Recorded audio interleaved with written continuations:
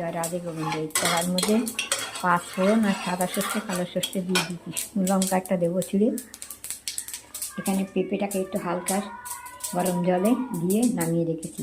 এখানে গুড় আছে, কাজু কিশমিশ পেস্তা, নুন, আর এখানে হলুদ। চিনি বার করিনি, চিনি বার করবো।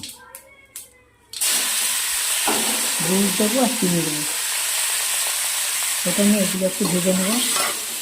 পেঁপের প্লাস্টিক চাটনি করবো। পেঁপেটা একটু পেকে গেছে, তাও পেঁপে আমি গরম জলে একটু ভিজিয়ে নিয়েছি।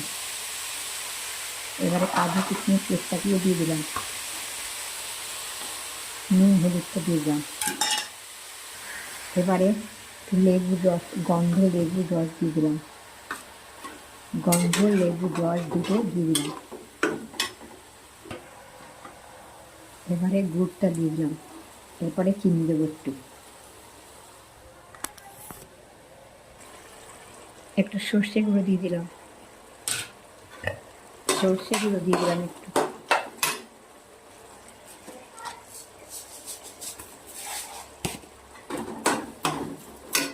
চিনি দিয়ে দিলাম। এবারে হয়ে গেছে আমার প্লাস্টিক চাটনি। ভাজা মশলা দিয়ে দিলাম, এবারে নামিয়ে দিলাম।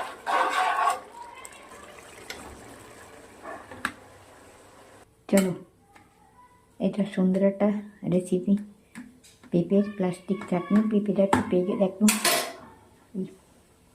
টাকি পিকনিকে গেছিলাম, তো ওখানে একজন আত্মীয়র বাড়িতে গেছিলো, সেই গাছের টাটকা পেঁপে আনা হয়েছিল। তা পেঁপের পোক্তাকারি করা হয়েছে, পেঁপে সেদ্ধ করা হয়েছে, আর এই পেঁপেটা একটু পেকে গেছিলো, তো পেঁপের প্লাস্টিক চাটনি করলাম। হ্যাঁ, পেঁপেটা কেটে আমি একটু গরম জল ভিজিয়ে তারপরে এটাকে বললাম। এই দেখো হয়ে গেছে সুন্দর একটা রেসিপি। এরপরে কাজু কিশমিশ পেস্তা দিয়েছি, আর একটু এর উপরে ছড়িয়ে দেবো, আর একটু ধনে পাতা কুচিয়ে দিয়ে দেবো। দিয়েও চলে, না দিলেও চলে। চলো, দারুণ হয় এটা। রুটি, পরোটা আর ভাতের সঙ্গে তো ভালো লাগে, এমনিও খুব ভালো লাগবে চাটনিটা। টক ঝাল মিষ্টি দুটো গন্ধরাজ লেবু এতে মিলিয়ে দিয়েছি।